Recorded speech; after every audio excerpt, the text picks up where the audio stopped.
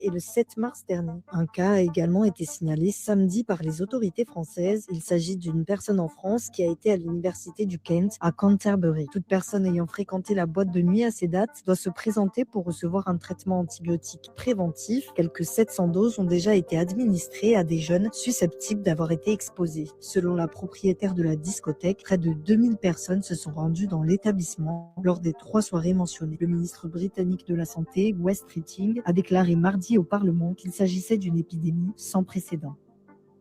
Sans précédent, pire que le Covid. En France, du coup, comme vous l'avez entendu, hein, il y a eu 2 personnes qui sont décédées. Donc, un jeune qui s'appelle Quentin, qui a 13 ans, qui en est mort. Aurélien avait 18 ans. Aurélien, pardon. Étudiant à Lille, et il est décédé en quelques heures dans sa chambre sans connaître les signes de cette maladie, parce qu'en fait, à 18 ans, vous ne mourrez pas, hein, et il n'a pas pu appeler les secours.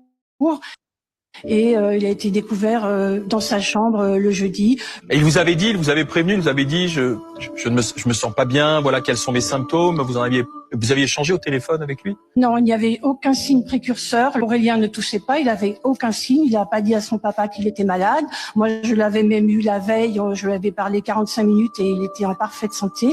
Il n'y a eu aucun signe précurseur. Alors, ce que l'on sait par contre, c'est que dès le lundi soir, après, il avait identifié des signes qui sur un jeu avec un copain en fait, mais bon, sans savoir que c'était les signes de la méningite, parce que nous, la famille, on connaissait très peu la méningite, hein, en fait, voilà, et on connaissait bien sûr pas du tout la vaccination.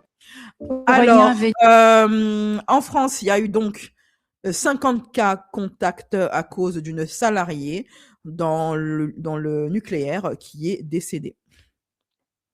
Une femme meurt d'une méningite en France, 50 cas contacts ont été identifiés. Ce jeudi 19 mars, une salariée du centre de retraitement nucléaire Orano à La Hague dans la Manche est morte à la suite d'une infection invasive à méningocoque, ont annoncé la direction et les salariés de l'entreprise. La méningite est une inflammation des méninges qui sont des membranes enveloppant le cerveau et la moelle épinière. La forme invasive à méningocoque est une infection grave causée par une bactérie. Même si elle reste rare, elle peut mener au décès du patient dans 10 à 12% des cas. Cette maladie étant contagieuse, une identification des cas contacts a été réalisée par les services de santé au travail de l'entreprise. Environ 50 cas contacts potentiels ont été identifiés. Ces derniers devront suivre un traitement antibiotique préventif durant 48 heures et observer une période d'isolement de 10 jours chez eux. L'entreprise a également annoncé la désinfection des bâtiments, l'autorisation du télétravail et l'application de gestes barrières. Un dispositif d'écoute psychologique a aussi été mis en place en raison du caractère brutal de l'annonce de la mort de la salariée. Pour le moment, aucun lien n'a été établi entre son décès, survenu peu de temps après l'apparition des premiers symptômes, et l'épidémie de méningite qui touche actuellement